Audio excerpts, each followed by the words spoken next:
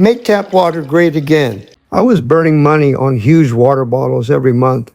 Each bottle cost me $17.49, and my family of three was going through about 10 bottles a month, nearly $180 every month. We used bottled water for drinking, cooking, coffee, and tea. I bought a Brita Large 10-cup water filter pitcher to see if I could lower the cost. It filters tap water using activated carbon to reduce chlorine taste and odor and help reduce certain contaminants like lead. It doesn't create mineral water, it just makes tap water taste cleaner and easier to use every day. There's no installation. Fill it with tap water, let it filter, store it in the fridge. Filters usually last about 2 months depending on use. The pitcher itself is reusable for years. I went from buying 10 large bottles a month to about 5. It didn't replace bottled water completely, but it cut my water cost by about 50% and made things easier day to day.